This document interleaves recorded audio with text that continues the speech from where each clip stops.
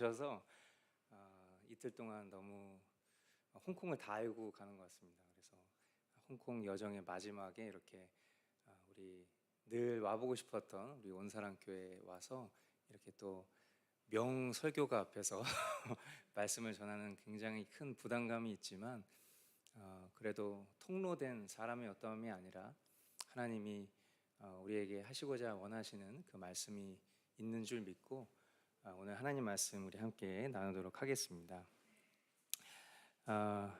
회개하라 천국이 가까이 왔느니라 라는 제목의 말씀인데요. 제가 이 말씀을 처음 제목을 우리 목사님한테 보내드렸을 때 우리 목사님이 아주 레어하고 좋다, 딱 너답다 이렇게 말씀을 하셨는데 그 너답다라는 말 속에 제가 일단은 좀 부끄러움이 있었고, 그리고 두 번째는 말씀을 전하는 저도 제1청자잖아요. 하나님이 저에게 오늘 하시는 말씀이라고 생각하고 저와 여러분들에게 있어서 그리스도인에게 있어서 매일 우리가 행해야 할 가장 중요한 것은 우리가 회개하는 일이라고 생각합니다. 회개가 무엇인지 또 말씀을 통해서 주님이 우리에게 조명하시는 바를 오늘 함께 살펴보려고 하는데요. 먼저 우리 12절부터 17절까지 같이 한 목소리로 읽겠습니다. 예수께서 요한이 잡혔음을 들으시고 갈릴리로 물러가셨다가 나사렛을 떠나 스불론과 납달리 지경 해변에 있는 가버나움에 가서 사시니 이는 선지자 이사야를 통하여 하신 말씀을 이루려 하심이라 일렀으되 스불론 땅과 납달리 땅과 요단강 저편 해변길과 이방의 갈릴리여 흑암에 앉은 백성이 큰 빛을 보았고 사망의 땅과 그늘에 앉은 자들에게 빛이 빛이었도다 하였느니라. 이때부터 예수께서 비로소 전파하여 이르시되 회개하라 천국이 가까이 왔느니라 하시더라. 아멘. 자, 이 말씀에 보니까요, 예수님이 세례 요한이 잡혔다라는 그 소식을 들으시고 이사야의 예언대로 갈릴리에서 사역을 시작하십니다. 어둠 속에 살면서 또 사망 권세의 그늘 아래 죽을 수밖에 없었던 영혼들의 빛 대신 예수님의 강림은 영원한 생명으로의 시작을 알리는 것이죠. 그 예수님이 사역을 시작하시면서 가장 먼저 이렇게 선포하신 것입니다. 회개하라 천국이 가까이 왔느니라. 예수님 공적 활동의 처음, 또 그 처음의 첫 말은 굉장히 의미 있는 메시지일 것입니다. 완전하신 하나님의 아들 예수님이 하신 첫 선포는 그가 이 땅에 오신 이유를 설명하는 것이죠. 회개. 회개는 하나님을 섬기지 않고 하나님의 뜻과 상관없이 살던 사람이 하나님께로 돌아오는 것입니다. 그것은 죄인이 자신의 죄를 깨닫고 그 죄를 미워하고 그 죄로부터 돌이키기로 결심하고 행동하는 것입니다. 회개는 단순해 보이지만 어떤 절차와 순서가 있어요. 방금 전 말씀드린 것처럼 먼저는 자신의 죄를 깨달아야 합니다. 어두운 곳에서는요, 자기 옷에 더러운 것이 묻어도 확인할 수가 없어요. 빛으로 나아와야 확인할 수 있습니다. 이 세상의 죄악을 거룩해 하기 위해서 빛 대신 예수님께서 이 땅에 오신 것처럼 우리 각 심령은 빛 대신 예수 그리스도의 말씀 앞으로 나아와야 비로소 자신이 어떤 죄인인지, 내가 어떻게 더럽혀져 있는지에 대해서 확인할 수 있는 것이죠. 그리고 깨닫게 된 죄를 미워해야 돼요. 하지만 많은 사람들이 회개할 때 주로 어떤 일들이 이미 벌어진 그 사건 속에서 그 결과를 모면하고 또 피하고자 은신하는 일시적 회개 또는 후회하는 태도를 취하지만 결정적으로 스스로 그 죄를 미워하지 않으면 결코 참된 회개에 이를 수 없다는 것을 깨달아야 합니다. 우리의 삶 속에 각자가 가지고 있는 은밀한 죄악들을 떠올려 보십시오. 그것이 떨쳐지지 않는 가장 큰 이유가 무엇일까? 그것은 우리가 그 죄를 죄라고 인정하고는 있지만 그 죄를 미워하지 않고 도리어 사랑하고 있기 때문이에요. 지식으로는 누구나 다 잘못되었다라는 것을 압니다. 하지만 그것을 미워하지 않기 때문에 우리는 깨닫게 된 죄를 오히려 더 소중하게, 더 은밀하게 붙잡게 되는 것이죠. 그래서 우리는 여기서 깨닫습니다. 회개도 우리의 실력으로는 불가능한 일이에요. 그래서 우리는 기도해야 합니다. 하나님께 우리가 가진 죄악을 미워할 수 있도록 그와 같은 심령으로 살기를 간구해야 하는 것이죠. 본질상 진노의 자식인 우리가 우리의 실력으로 죄를 미워할 수 있다라고 생각하는 것은 교만이요 착각이야 라는 것을 명심해야 할 것입니다. 비로소 우리가 죄를 깨닫고 죄를 미워하게 되었을 때에 우리는 죄로부터 돌이킬 수 있어요. 생각해 보십시오. 만약에 지금 제가 흰색 옷을 입고 있는데 이 흰색 옷에 배설물이 묻었다면 이 옷을 어찌 제가 계속 입고 있을 수 있겠습니까? 이것은 비유처럼 이야기하지만 매우 실제적인 이야기예요. 저와 여러분들은 예수 그리스도로 거듭나서 새 사람이 되었다라는 것을 믿는 신앙으로 살고 있어요. 깨끗해졌다라는 것을 믿는 것이죠. 그런데 그런 심령이 또다시 죄로 오염이 되었어요. 그러면 그 더럽혀진 상태로 우리가 계속 살 수 있겠습니까? 아니죠. 어떻게 해서든 바로 원 상태로 돌이키고 싶겠죠. 가지고 싶던 옷을 구입해서 처음 입었는데 옷에 배설물이 튀었어요.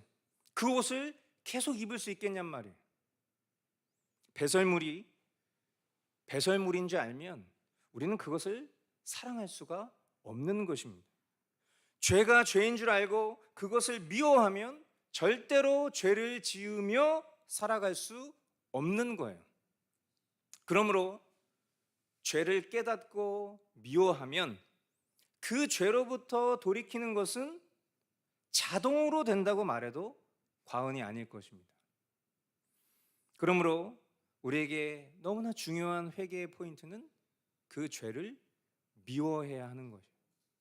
그것이 회개의 가장 중요한 지점인 것입니다. 예수님은 회개에 대해서 말씀하시면서 천국이 가까이 왔느니라 라고 또한 선포하셨습니다. 이것은 먼저 회개의 필요성과 절박성이 있는 것이죠. 죄인이 회개하고 예수 그리스도를 영접하는 것이 영원히 보장된 기회가 아니라는 것입니다. 다 때가 있다는 거예요. 기회가 있다는 것입니다. 그러므로 회개의 기회가 왔을 때 회개하는 자가 참으로 구원받은 자라는 것을 우리는 깨달을 수 있어요. 만일 여러분이 진정 구원받은 자인지 궁금하시다면, 참된 개혁신앙인, 참된 신앙인이라면 자신의 구원의 확신을 자기 확신으로 확신하는 것은 참 미련한 일입니다. 우리는 오히려 날마다 겸손히 내가 하나님과 어떤 관계에 있는지, 내가 진정 하나님께 구원의 그 은혜의 선물을 받은 자인지를 겸손히 돌아보는 것이 진정한 신자의 모습이라고 생각해요. 그랬을 때 우리가 이 질문을 할 때에 내가 진정 구원받은 사람인가라는 그 질문에 한 가지 엿볼 수 있는 대답은 내가 과연 회개의 기회 가운데에서 그 기회를 기쁨으로 붙들고 있는가, 그것을 돌아보는 일이라고 생각해요. 천국이 가까이 왔다, 이 임박성, 이 긴급성 가운데 내가 진정 오늘 하나님 나에게 주신 이 기회를 진지하게 대면하고 있는가 돌아보자는 말씀입니다. 그리고 천국이 가까이 왔다, 문장 그대로 이것은 완료 시제로 쓰여져 있죠. 이미 임했다라는 것입니다. 하늘나라는 어떤 곳입니까? 우리가 보통 하늘나라를 이야기할 때에 하늘나라의 필요 충분 조건에 있어서 가장 중요한 것이 있다면 그것은 하나님이 계신 곳이 하늘나라입니다. 우리가 어떤 물리적인 공간으로 하늘을 가리키면서 저곳에 하나님이 계시다 이렇게 말을 할 수 있지만, 그러나 저곳에 하나님이 계시지 않다면 저곳은 하늘나라가 아니죠. 하나님이 계신 곳, 그곳이 하늘나라입니다. 지금 이 말씀을 선포하고 계시는 예수님이 하나님이십니다. 그러므로 예수님이 이 땅에 오신 그 자체가 하늘나라가 임하는 것입니다. 그래서 우리는 이미 임한 하나님 나라에서 완성될 하나님 나라를 기다리며 살고 있는 중이죠. 그러므로 오늘 우리가 행해야 할 중요한 것들 중에 하나는 바로 이 하나님 나라 가운데에 온전한 하나님 나라의 백성으로 하나님만을 사랑하는 그 회개, 그것이 우리에게 너무나도 중요한 것이죠. 우리에게 주어진 이 기회를 붙잡는 그런 구원받은 성도분들 되시기를 주님의 이름으로 축복합니다. 우리 18절로 22절까지 말씀 같이 한 목소리로 읽겠습니다. 갈릴리 해변에 다니시다가 두 형제 곧 베드로라 하는 시몬과 그의 형제 안드레가 바다에 금을 던지는 것을 보시니 그들은 어부라 말씀하시되 나를 따라오라 내가 너희를 사람을 낚는 어부가 되게 하리라 하시니 그들이 곧 그물을 버려두고 예수를 따르니라. 거기서 더 가시다가 다른 두 형제 곧 세베대의 아들 야고보와 그의 형제 요한이 그의 아버지 세베대와 함께 배에서 그물 깁는 것을 보시고 부르시니 그들이 곧 배와 아버지를 버려두고 예수를 따르니라. 아멘. 예수님은 갈릴리 바닷가를 다니시다가 시몬 베드로와 안드레 그리고 세베대의 아들 야고보와 그의 형제 요한을 제자로 삼으셨습니다. 이들의 직업은 모두 어부였는데 그들이 어디에서 제자로서의 부르심을 받았습니까?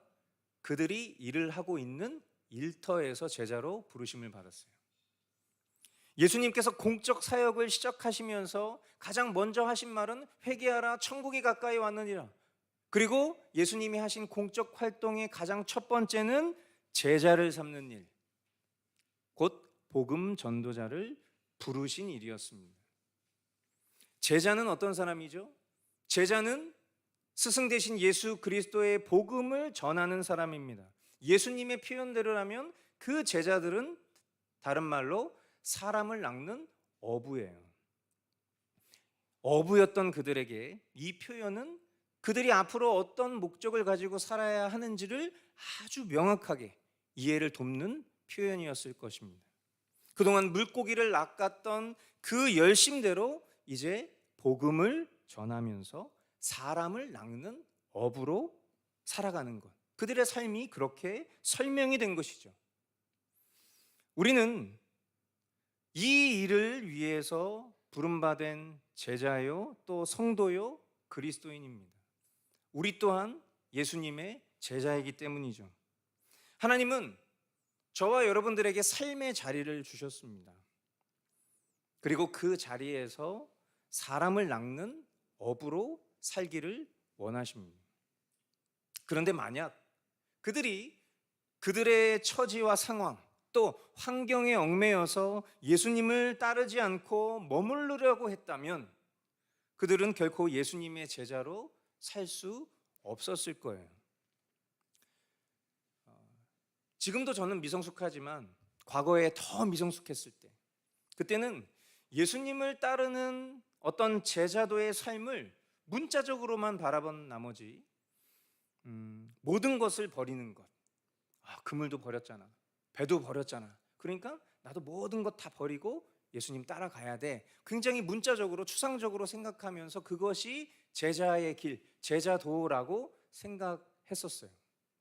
그러나 시간이 흐르면서 하나님의 말씀을 바라보는 관점과 또 제 삶에서 하나님이 녹여내신 그런 말씀들이 서서히 선명해지는 순간 어느 시점부턴가 그들이 버려둔 배와 그물은 어떤 사물로서의 의미가 아니라 결국 그들 마음의 중심이라는 것을 보게 되었어요. 만일 우리가 이 말씀을 문자적으로만 받아들여서 내가 살고 있는 일상을 버리고 어떤 선교지나 어떤 훈련소나 어떤 기도원으로만 들어가려고 한다면 과연 누가 사람을 낚는 어부로 살겠습니까? 물론 훈련도 필요하죠. 그들이 어부로서의 삶을 내려놓고 예수님을 따르며 배우는 시간이 있었습니다. 하지만 그들은 예수님과 같이 산에서 머물면서 기도할 때에 예수님의 떠나가심에 대한 이야기를 듣죠. 그들이 이렇게 말합니다. 누가복음 9장 33절, 두 사람이 떠날 때에 베드로가 예수께 여짜오되 주여, 우리가 여기 있는 것이 좋사오니 우리가 초막셋을 짓되 하나는 주를 위하여 하나는 모세를 위하여 하나는 엘리야를 위하여 하사이다 하되 자기가 하는 말을 자기도 알지 못하더라. 우리가 가끔 누군가랑 이야기할 때 농담처럼 그러죠. 지가 하는 말을 지도 몰라. 자기가 하는 말을 자기도 모르면서 그저 인간적인 그런 이야기를 하고 있는 장면이, 그냥 예수님 곁에서 저 예수님 곁에서 말씀 보고 그렇게 기도하면서 평생 살고 싶어요. 그들의 바람이 그런 거예요. 하지만 그런 삶을 통해서 훈련을 받으면 이제는 떠나야 해요. 그것이 바로 주님이 부르신 자리, 우리가 살아가는 일상인 것이죠. 저는 말씀은 들었습니다만 깜짝 놀랐습니다. 거의 100%가 여성분들이야, 여성 예배야, 이렇게 얘기를 하셔서 뭐 그럴 수도 있겠다 이렇게 생각했는데, 이 자리에 있는 남자는 사역자들만 빼고는 다 우리 여성분들인데, 저도 저희 교우분들이 여성분들이 많죠. 대부분 엄마들이죠. 저는 엄마들이 세월이 흐르면서 과거에 자신이 화려했었던 어떤 꽃다운 그런 시절들을 그리워한다는 것을 보면서 저는 참 한편으로는 짠하다 그런 생각을 하지만, 저는 오히려 그것이 매우 세상적인 생각이라는 것을 지울 수는 없습니다. 여러분, 꽃이 화려하게 피면 때로는 그 꽃잎이 떨어지는 것도 저는 하나님의 섭리라고 생각해요. 하나님의 창조 섭리 가운데 엄마로서, 아내로서 세상은 그 가치를 굉장히 무가치한 것으로 평가할 수 있지만, 그러나 성경은 하나님이 제정하신 각자의 역할과 그 역할의 조화를 통해서 하나님 나라를 아름답게 세워가는 그 질서를 말씀하고 계세요. 그리고 예수 그리스도의 희생과 섬김이 어떤 우리가 생각하는 숭고한 가치만이 아니라 여성이 엄마로서, 아내로서 살아가는 일 또한 그 숭고한 희생과 가치 속에 포함되어 있는 것이라 생각합니다. 가정에서 내가 예전처럼 예쁘고 화려한 그런 모습은 아니지만 이미 누군가의 삶을 가장 헌신적으로 서포트하고 있는 그것이야말로 저는 너무나도 가치 있는 일이 아닐까 싶고요. 그리고 그것이 만약 하나님이 우리를 부르신 일상이라면 그 삶을 충실하게 살아가는 것이 오히려 하나님 나라 관점에서는 보다 더 가치 있고 아름다운 일이라고 생각해요. 사람을 낚는 어부라고 했을 때 여러분들이 살아가는 그 삶의 자리에서 여러분들의 허락하신 영혼, 그 사람을 낚는 어부로서의 삶을 살아가실 수 있게 되길 바라요. 그것이 혹 불신자 남편일 수도 있고요. 그리고 그토록 믿기 싫어하는 자녀일 수도 있어요. 여러분, 우리가 일평생 살아가면서 단 한 명의 영혼에게 예수 그리스도의 십자가 복음을 담대히 선포할 수 있는 것만으로도 저는 너무나 값진 인생이라고 생각합니다. 너무 많은 사람을 전도하기 위해서 우리는 스트레스 받을 때가 있어요. 그러나 일생을 살면서 단 한 영혼이라도 우리가 복음을 온전히 전할 수 있다면 그것은 천하를 얻는 것 이상의 일이라고 주님은 우리에게 가르쳐 주셨잖아요. 여러분이 거한 삶의 자리에서 여러분의 가족 구원을 위해서 헌신하는 그 일이야말로 진정 사람을 낚는 어부의 삶이라는 것을 기억하실 수 있게 되기를 바라요.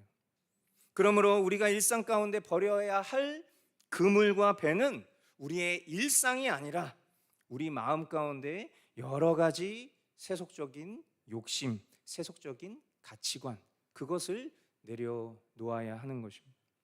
세상 사람들과 같은 기준, 같은 방식, 같은 생각으로는요, 결코 주님의 일을 온전히 할 수 없습니다. 그러므로 여러분이 살아가는 그 자리를 소중히 여기시길 바라요. 주님이 은혜의 방편으로 허락하신 이 믿음의 공동체, 이 온사랑 교회 속에서 나눠지는 말씀과 기도, 가르침을 여러분의 삶 속에 행할 수 있기를 바랍니다.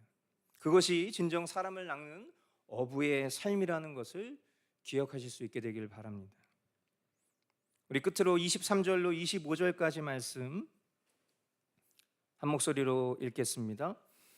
예수께서 온 갈릴리에 두루 다니사 그들의 회당에서 가르치시며 천국 복음을 전파하시며 백성 중에 모든 병과 모든 약한 것을 고치시니 그의 소문이 온 수리아에 퍼진지라. 사람들이 모든 앓는 자 곧 각종 병에 걸려서 고통당하는 자, 귀신 들린 자, 간질하는 자, 중풍병자들을 데려오니 그들을 고치시더라. 갈릴리와 데가볼리와 예루살렘과 유대와 요단강 건너편에서 수많은 무리가 따르니라. 아멘. 자, 예수님은 온 갈릴리를 두루 다니시면서 방금 전 우리가 읽었었던 본문 말씀대로 세 가지 일을 하셨습니다. 첫째, 회당에서 하나님의 모든 진리를 가르치셨다. 둘째, 하나님 나라의 복음을 선포하셨다. 셋째, 사람들의 모든 질병과 모든 아픔을 고치셨다. 여러분, 우리가 예수님이 하신 일을 표현할 때 미니스트리, 사역이라는 단어를 사용하죠. 이것이 우리가 행해야 할, 주님의 교회가 행해야 할 중요한 일입니다.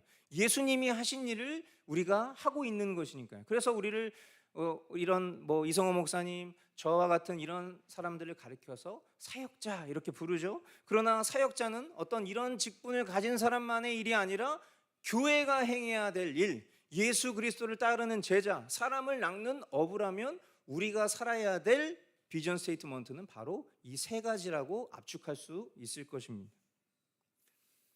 저는 리폼드 처치, 개혁교회를 하고 있습니다.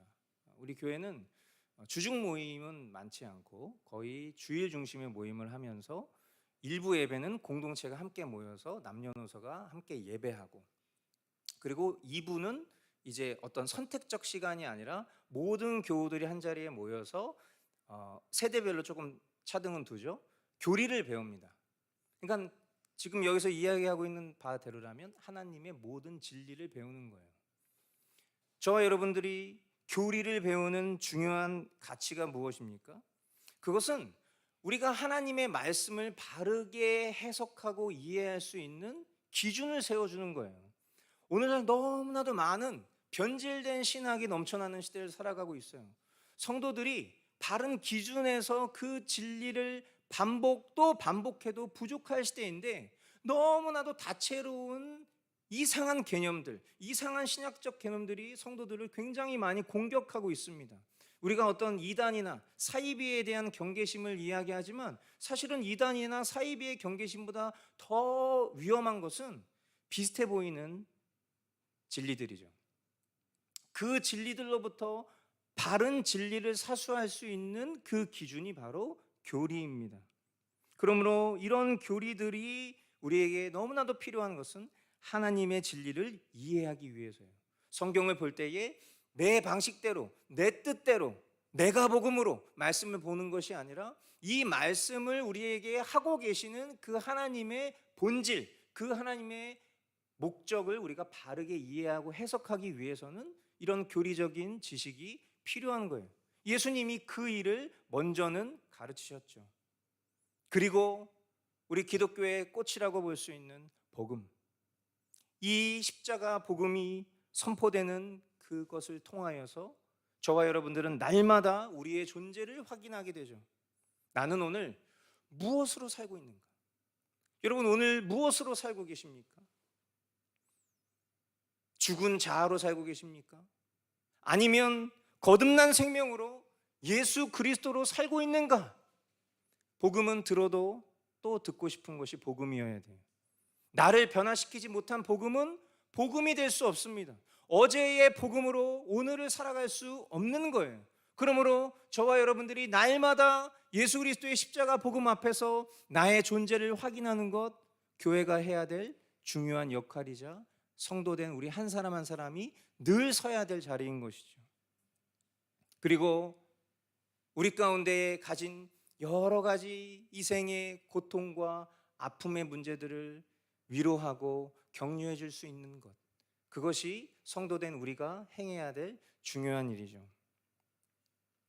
오늘 회개에 대한 이야기를 하면서 여러분, 회개는 말씀드린 것처럼 깨닫고 미워해서 돌이키는 이런 작업들이 있습니다.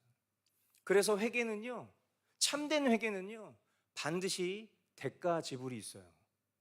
대가 지불이 없는 회개는 있을 수가 없는 것입니다. 그러면 대가 지불을 치르면 어떻게 될까요? 때로는 명예가 실족되기도 합니다. 때로는 내가 가진 불로소득들을 다 버려야 될 때도 있어요. 때로는 가장 사랑하는 사람들이 주변을 떠나는 아픔을 겪기도 합니다. 내가 할 수 있는 모든 것들이 사라지는 대가 지불이 올 수도 있어요. 회개의 끝자락에는 이처럼 아픔이 있어요. 그런데 그 아픔을 보듬어주고 감싸주며 회복할 수 있도록 도와줘야 하는 곳이 바로 교회입니다. 그래서 교회는요, 회개를 부끄러워하면 안 돼요. 교회는 서로가 서로의 연약함을 알고 그 연약함을 판단하고 정죄하고 더 비참하게 만드는 곳이 아니라 도리어 참된 회개를 할 수 있도록 돕고 서로 용서하며 보다듬어 줄 수 있어야 하는 곳이 되어야 합니다.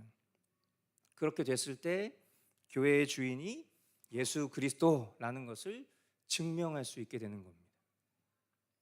사랑하는 성도 여러분, 오늘 우리가 회개라는 이 주제의 말씀을 가지고 함께 나눌 때에 어쩌면 다소 무겁고 어쩌면 다소 피하고 싶은 그런 주제였을지 모르지만, 그러나 이 회개 또한 나의 실력과 나의 노력 또는 감정적인 후회의 수준이 아니라 주님이 그 일을 이루셔서 우리가 그 죄로부터 돌이켜 미워하는, 그래서 하나님을 사랑하는 그 지경으로 나아갈 수 있는 이 아름다운 과정들이 우리의 삶 가운데 구원받은 삶의 모습이라는 것을 깨닫게 된 줄 믿습니다. 바라기는 이 회개의 삶이 저와 여러분들의 매일매일의 삶이 되기를 축복합니다.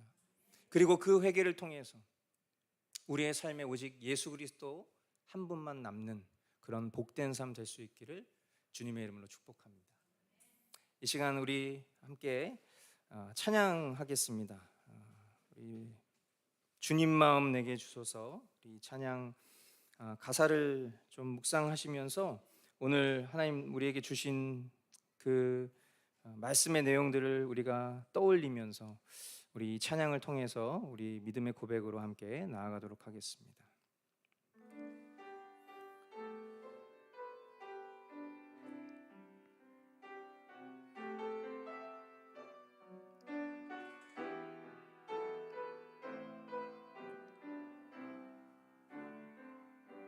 보소서 주님, 보소서 주님, 나의 마음을 선한 것 하나 없습니다. 그러나 내 모든 것 주께 드립니다. 사랑으로 안으시고 나 새롭게 하소서. 다시 한번 보소서, 보소서 주님, 나의 마음을 선한 것 하나 없습니다. 그러나 내 모든 것 주께 드립니다. 사랑으로 안으시고 나 새롭게 하소서. 주님 마음 내게 주소서, 주님 마음 내게 주소서. 내 아버지 주님 마음 내게 주소서. 나를 향하신 주님의 뜻이 이루어지도록 주님 마음 내게 주소서. 보소서 주님, 보소서 주님. 선한 것 하나 없습니다. 그러나 내 모든 것 주께 드립니다. 사랑으로 안으시고 나 새롭게 하소서. 주님 마음 내게 주소서. 주님 마음 내게 주소서. 내 아버지 주님 마음 내게 주소서. 나를 향하신 주님의 뜻이 이루어지도록 주님 마음 내게 주소서. 내게 사랑을 가르치소서. 내게 사랑을 가르치소서. 당신의 마음으로 용서하게 하소서. 주의 성령 내게 채우사 주의 길 가게 하소서. 주님 당신 마음 주소서. 주의 성령 내게 채우사 주의 성령 내게 채우사 주의 길 가게 하소서. 주님 당신 마음 주소서. 주님 마음 내게 주소서. 내 아버지 주님 마음 내게 주소서. 나를 향하신 주님의 뜻이 이루어지도록 주님 마음 내게 주소서. 우리의 목소리로 고백합시다. 주님 마음 내게 주소서. 내 아버지 주님 마음 내게 주소서. 나를 향하신 주님의 뜻이 이루어지도록 주님 마음 내게 주소서. 오늘 주님이 우리 안에 이루실 일들을 기대합시다. 우리는 너무나도 연약하고 너무나도 패역하고 너무나도 부족한 죄인이지만 하나님 이런 우리를 위해서 하나뿐인 아들 예수 그리스도를 우리에게 전부로 주셨습니다.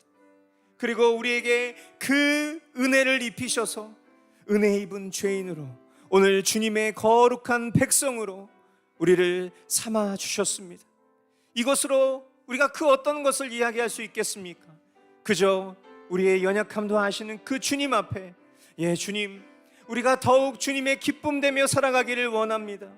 우리 안에 그 선한 것 하나 없는 존재적 죄인이지만 우리를 완전한 그리스도의 사랑으로 품으신 그 사랑에 기대어 오늘도 주님 전심으로 사랑하며 나아가기를 소망하오니 하나님 우리의 심령을 더욱더 주님의 길로 인도하여 주시옵소서. 주님을 사랑하는 삶을 살아갈 수 있도록 은혜 허락하여 주시옵소서. 우리 이 시간 그렇게 주님 앞에 함께 기도하며 나아가겠습니다. 하나님 아버지 하나님 잡아주시옵소서. 주님 아버지 하나님 우리가 주님의 그 거룩한 신부로 사랑하는 삶을 살기를 원합니다. 하나님 우리 안에 아버지 하나님, 살아 역사하시는 그 주님의 역사가 하나님 더욱더 우리의 삶 가운데 깊이 경험되어질 수 있도록 인도하여 주시옵소서. 하나님, 주님으로부터 멀어진 우리의 심령이 주님께로 향하는 그런 놀라운 은혜가 오늘 이 시간 일어날 수 있도록 도와주시옵소서. 죄를 깨닫게 하여 주십시오. 하나님, 그리고 그 깨달은 죄를 미워할 수 있는 용기를 허락해 주십시오. 오직 주님의 사랑으로, 하나님 주님을 향한 우리의 전심의 사랑으로 돌이켜 회개할 수 있는 귀한 복을 허락하여 주시옵소서. 예, 주님, 우리가 그것을 바랍니다. 오직 주 예수 그리스도만 남는 그 삶을 우리가 간절히 바라고 소망하오니, 주여, 이 자리에 모여있는 모든 교우들의 심령 가운데, 또한 우리의 일상 가운데 오직 주님만 남는 삶 될 수 있도록, 주님만 사랑하는 삶 될 수 있도록 주여 인도하여 주시옵소서. 예, 주님 아버지 도와주시옵소서. 우리 한 가지만 더 같이 함께 기도하시겠습니다. 우리에게 허락하신 일상을 우리가 소중히 여기기를 원해요. 이 세상의 기준으로 다른 사람과 나를 비교하며 비참해 여기는 것이 아니라, 하나님이 나를 부르신 자리, 그것이 어디든지 간에 사람을 낚는 업으로 살아갈 수 있도록 우리를 부르셨다는 것을 믿으시기 바랍니다. 그리고 그 믿음으로 하나님이 나에게 주신 사명과 또 허락하신 삶을 아름답게 가치 있게 감사함으로 살아갈 수 있는 마음 주님 허락하여 주시옵소서. 우리 이 시간 그렇게 주님 앞에 함께 기도하겠습니다. 하나님, 우리에게 허락하신 귀한 삶의 자리를 주님 복되게 하여 주시옵소서. 하나님, 우리가 주님과 동행하는 그 모든 걸음이 하나님 나라를 살아가고 있는 삶의 실제임을 고백합니다.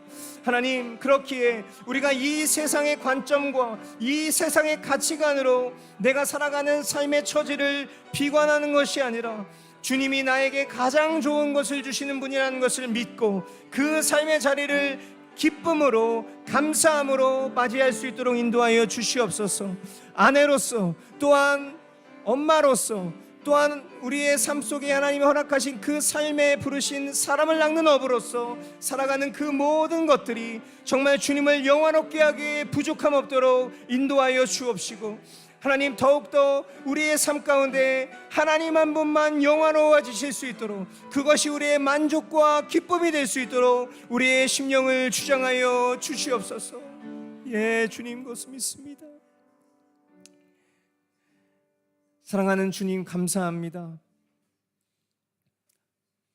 어제보다 오늘 주님을 더 알기를 원하고, 오늘보다 내일 주님을 더 사랑하기 원합니다.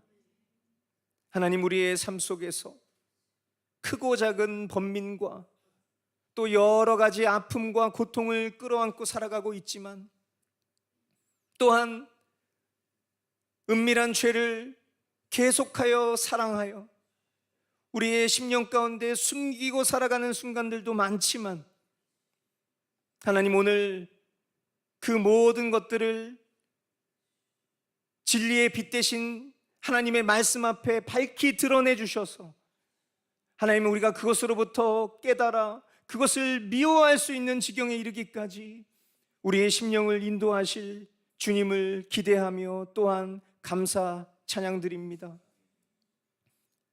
날마다 거룩한 신부로 그렇게 우리의 신랑 되신 예수 그리스도를 맞이하며 살아갈 수 있는 삶 살아갈 수 있도록 인도하여 주시옵소서.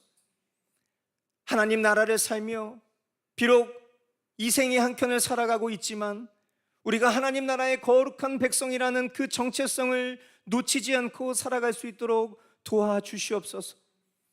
하나님, 우리를 이 땅 가운데 보내신 이유와 목적은 우리가 하나님 나라가 얼마나 위대한 곳인지를 선전하며 또한 주님을 기뻐하기 위해 이 땅 가운데 보내주신 줄 믿기에, 하나님 그 정체성을 놓치지 않고 살아가며 우리에게 부르신 삶의 자리에서 사람을 낚는 업으로서의 그 사명 온전히 감당할 수 있는 능력 허락하여 주시옵소서.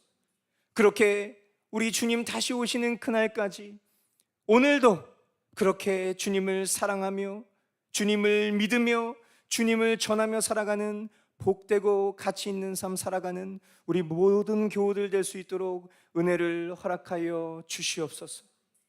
이제는 우리를 죄악 가운데서 구원하신 아들 예수 그리스도의 은혜와 하나뿐인 아들 우리에게 전부로 주셔서 우리 각 사람을 향한 사랑 확증하신 성부 하나님의 지극하신 사랑과 지금 이 순간에도 우리의 심령 가운데 거하사 믿음의 주요 온전케 하시는 예수 그리스도 바라볼 수 있도록 도우시는 성령 하나님의 위로 교통 충만케 하시는 은혜가 회개하라 천국이 가까이 왔느니라 이 사랑의 메시지를 겸손히 받아 날마다 회개에 이르는 삶 살아가기를 다짐하는 고개 숙인 심령들 머리 위와 홍콩 온사랑교회 위에 이제부터 영원까지 함께 있을지어다.